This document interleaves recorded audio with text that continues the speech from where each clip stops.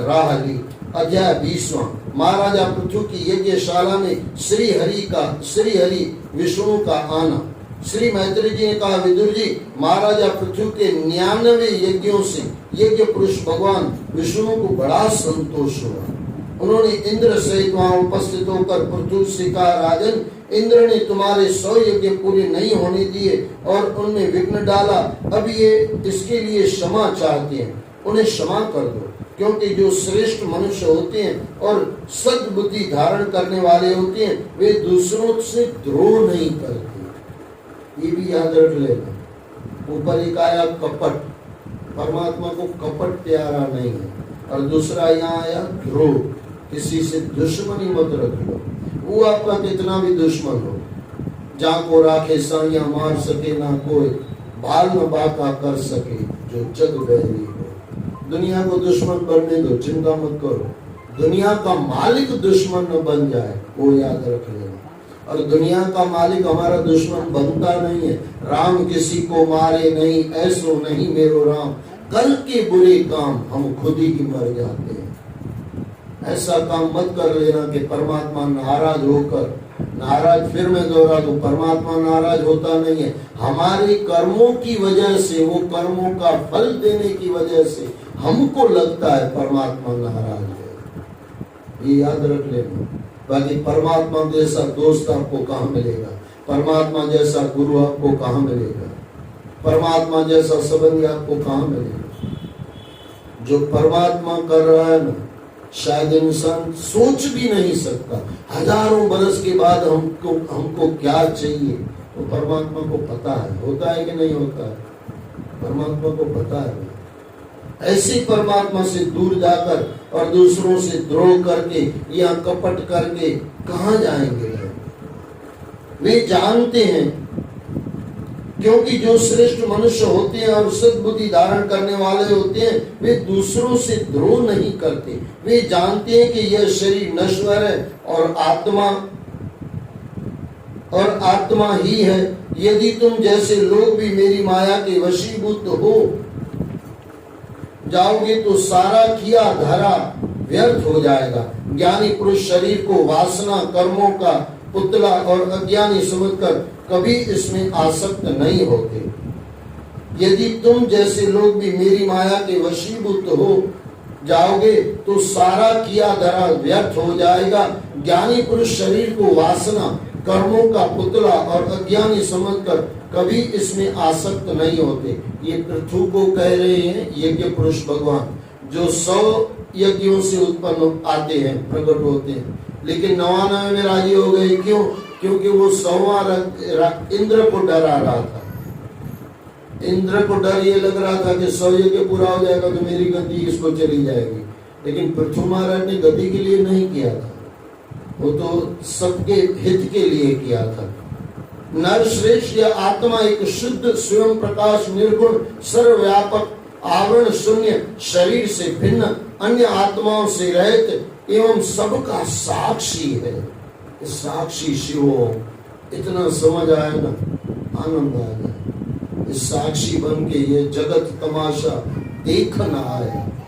यहाँ लिपायमान मत हो जाओ, यहाँ मिल मत जाओ।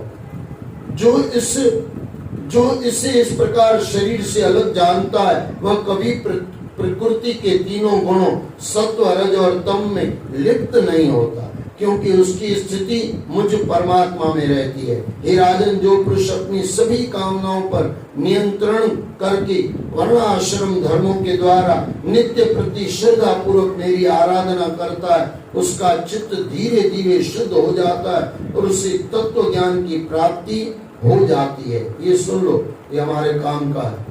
इतना करना है। क्या करना है?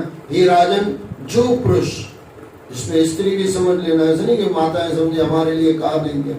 अब स्त्री को तो फिर बालक कहना पड़ेगा, फिर बालक कहो तो फिर वो बुढ़ा भी बोलेगा, माफ करना बुढ़ा बोल दिया मैंने, बुजुर्ग बोलेगा मेरा नाम नहीं आया, जवान बोलेगा मेरा नाम नहीं आया। ये कितना लिखना पड़ेगा। पुरुष में सब आ गए। हे राजन, जो पुरुष अपनी सभी कामनाओं पर नियंत्रण करके वर्ण आश्रम धर्मों के द्वारा नित्य प्रति श्रद्धा पूर्वक मेरी आराधना करता है, नित्य प्रति यानी रोज, और श्रद्धा पूर्वक, दो शब्द कहे गए। यहाँ तो हमारी निरंतरता रहती है लेकिन श्रद्धा नहीं रहती, और कई बार श्रद्धा रहती है तो निरंतर नहीं रहता। ये दोनों चीजें जोड़नी है, नित्य और निरंतर। नित्य निरंतर श्रद्धा पूर्वक मेरी आराधना करता है। हे राजन, जो पुरुष अपनी सभी कामनाओं पर नियंत्रण, ये तीसरा दूसरा, ये मेरा पहले ध्यान कम गया। कामनाओं पर नियंत्रण, कितना भोग भोगेंगे भाई, कब तक भोगेंगे, क्या क्या भोगेंगे? कुछ भी भोग लो, कुछ तो रह जाएगा। ऐसा भोग भोगने के बाद भी कोई भी ऐसे, मैंने कितने संतों को सुना है, ग्रंथों को पढ़ा है, संतों को सुना है, भोग भोगने के बाद कुछ क्षण के लिए वैराग्य आता है, कुछ क्षण के लिए। कोई भी भोग भोगो, ये मैंने संतों से सुना और मेरा भी थोड़ा बहुत अनुभव है। भोग भोगने के बाद कुछ क्षण आपको लगेगा कहाँ फंसा हुआ हूं मैं, कहाँ जा रहा हूं मैं, लेकिन वो वैराग्य बराबर परिपक्व हो जाए, आनंद हो जाए। हे राजन, जो पुरुष सभी कामनाओं पर नियंत्रण करके वर्ण आश्रम धर्मों के द्वारा नित्य प्रति श्रद्धा पूर्वक मेरी आराधना करता है, उसका चित्त धीरे धीरे शुद्ध हो जाता है, उससे तत्व ज्ञान की प्राप्ति हो जाती है। यह परम शांति, ब्रह्म अथवा कैवल्य की स्थिति होती है। शरीर, ज्ञान, क्रिया और मन का साक्षी होने पर भी आत्मा उनसे तटस्थ होता है। शरीर, ज्ञान, क्रिया और मन का साक्षी होने पर भी आत्मा उनसे तटस्थ रहता है। मनुष्य ऐसा जानकर ही मोक्ष पद प्राप्त कर पाता है। राजन, जीव अपने अपने कर्मों के अनुसार विविध शरीर धारण करते हैं। आत्मा का उनसे कोई संबंध नहीं होता, वह साक्षी रूप से उनसे अलग होते हुए भी उनको गतिमान रखता है। जो पुरुष मुझ में आसक्त रखते हैं, जो पुरुष मुझ में आसक्ति रखते हैं, उन्हें कभी कोई रोग आदि अथवा शोक, दुख इत्यादि नहीं सताते, कोई विचार भी उन्हें नहीं घेरते। तुम्हें सभी जीवों में संभाव रखकर आचरण करना चाहिए। देखो, एक शब्द यहाँ पे आया, आसक्ति। वैसे तो आसक्ति बहुत बुरी है, संसार में आसक्ति हो तो बहुत बुरी है। आसक्ति यानी जिसके बिगर नहीं चलता। मेरी भाषा में थोड़ा माफ करना, ये समझने का प्रयास करना। आसक्ति यानी व्यसन, जिसके बिगर नहीं चलता। जैसे हम हैं, संसार बिगर नहीं चलता, आसक्ति हो जाती है। फिर वस्तु से, व्यक्ति से, स्थान से, तकिए से। मुझे एक आदमी बोल रहा था, बोले मेरे उनकी बीवी का बता रहा था, बोले ये तकिया, उनको यही तकिया नहीं मिले तो रात को नींद नहीं आती है। आसक्ति है तकिए में।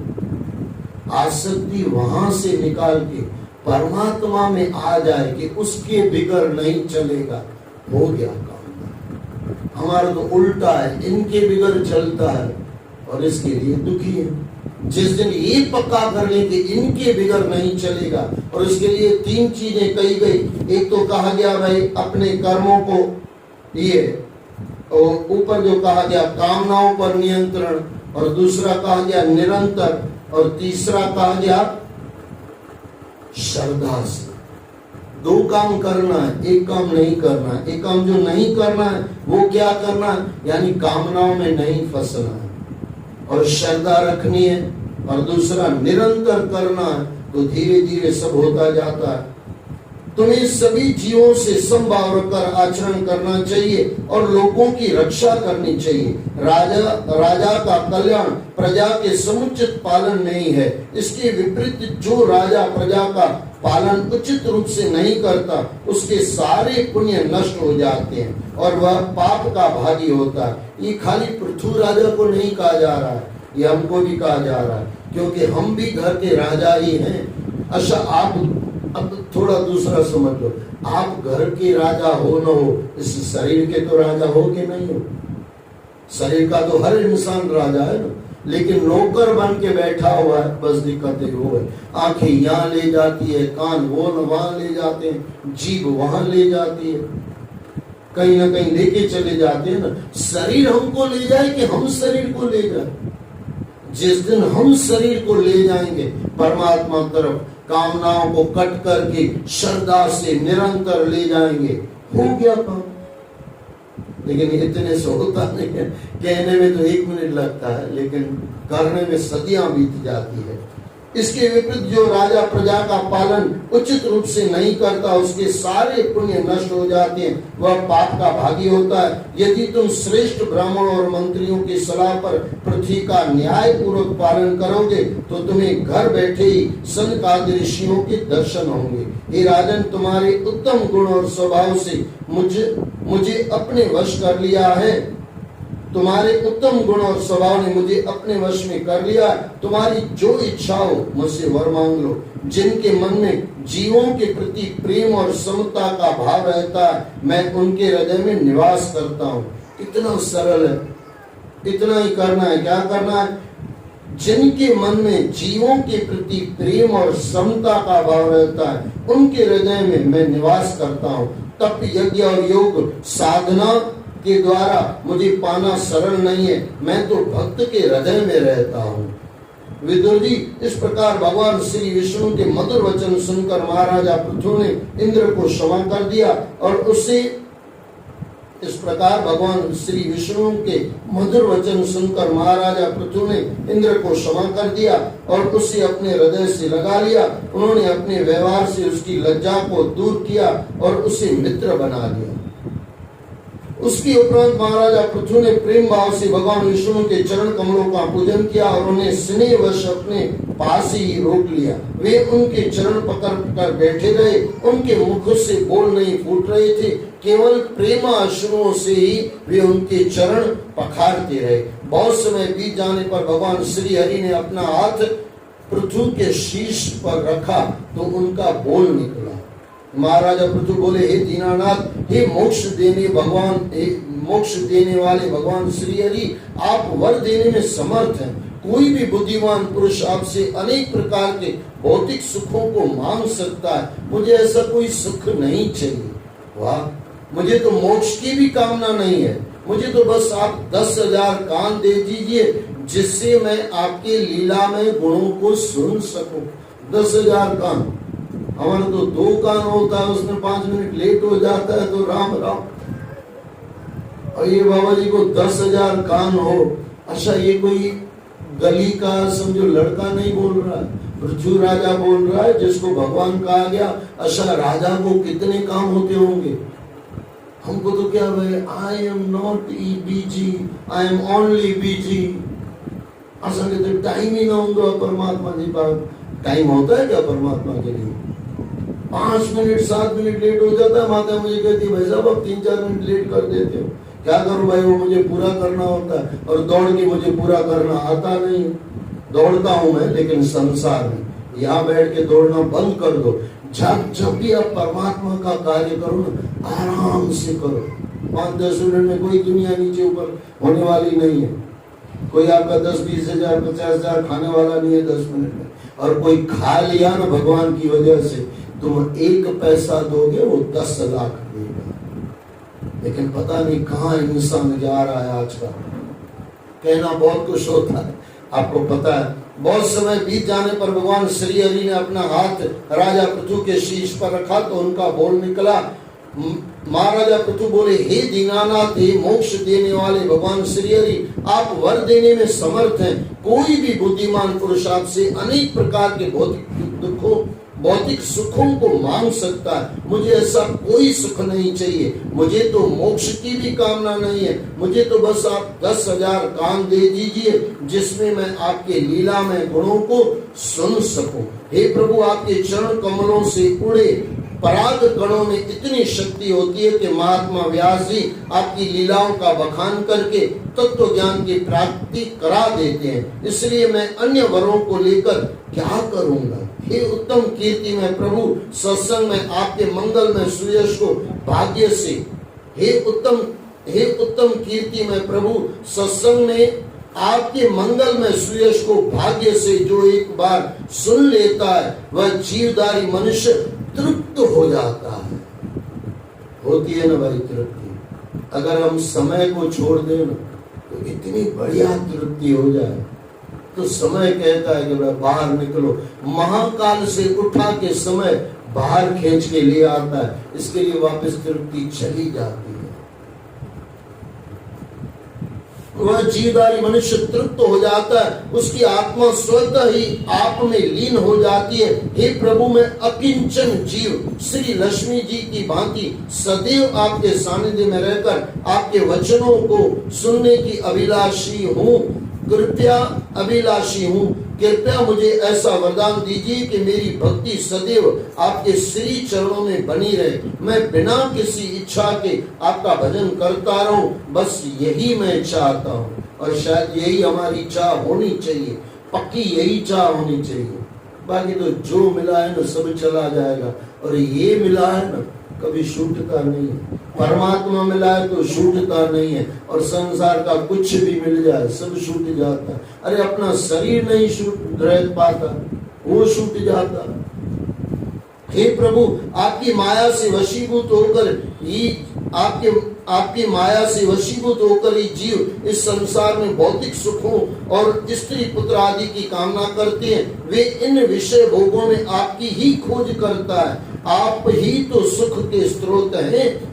प्रभु, मुझे यह सब नहीं चाहिए। मेरा मन माया के बंधन में न बंधे, यही मेरी कामना है। जैसे पिता अपने पुत्र के कल्याण के लिए कार्य करता है, आप भी हमारे हित के लिए कार्य करें। विदुर जी, इस प्रकार महाराजा पृथु ने भगवान श्री हरि से प्रार्थना की तो उन्होंने उसे आशीर्वाद देकर कहा कि जो पुरुष मुझ में भक्ति भाव रखता है और मेरे आदेशों का पालन करता है, उसका सदैव कल्याण होता है। विदुर जी, इस प्रकार महाराजा पृथु ने भगवान श्री हरि से प्रार्थना की तो उन्होंने उसे आशीर्वाद दिया। यानी ये आशीर्वाद हमको भी मिल सकता है।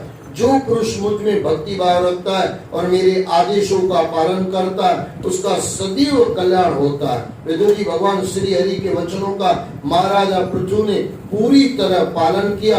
पृथु ने उनकी यथोचित पूजा अर्चना की तो प्रभु ने आशीष देकर वहां से अपने वैकुंठ धाम को चले गए, और पृथु भी हर्षित होकर अपनी राजधानी लौट आए। जय जय श्री राधे, जय जय श्री राधे, जय जय श्री राधे। आज का एक